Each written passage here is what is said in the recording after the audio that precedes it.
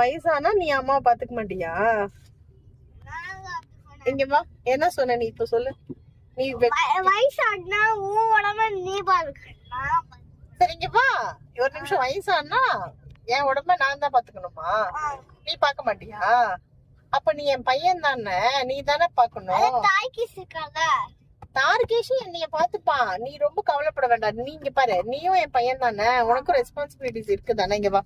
அது எப்படி நீ வந்து வயசானா பாருங்க, வயசானா சார் வந்து என்ன பாத்துக்க மாட்டாரா? இல்ல இல்ல, ஆக்சுவலி அவன் அப்படிதான் சொன்னான். அவங்க பாட்டிக்கு ஹெல்த் இஷ்யூஸா இருக்கு, நமக்கு என்ன நிலைமையோ அப்படின்னு சொன்னப்போ இவன் சொன்னான், நீங்க வந்து வயசானா என்னெல்லாம் தொந்தரவு பண்ண போறீங்களோ அப்படின்ற மாதிரி சார் சொன்னாரு. இவர் என்ன பாடுபடுத்த போறீங்களோ அப்படின்னு சொல்றான். பாருங்களேன், இவத்து நூண்டு குட்டீஸ் தான், ஆனா வந்து பெருசானா இவன் பாத்துக்க மாட்டான். அப்ப இவனை மட்டும் குட்டீஸ் தான், ஆனா வந்து பெருசானா இவன் பாத்துக்க மாட்டான். அப்ப இவனை மட்டும் ஏன் ஃப்ரெண்ட்ஸ் நாங்க பாத்துக்கணும்? இவன் எவ்வளவு சேட்டை பண்றான், அடம் பிடிக்கிறான், அவ்வளவு கெலாட்டா பண்றான். அப்ப இவனை மட்டும் நாங்க ஏன் பாத்துக்கணும்? எப்பவுமே வந்து இங்க பாரு, வயசாயிடுச்சுன்னா அம்மா அப்பாவை பசங்க தான் பாத்துக்கணும். சரி பாத்துக்கிறேன்.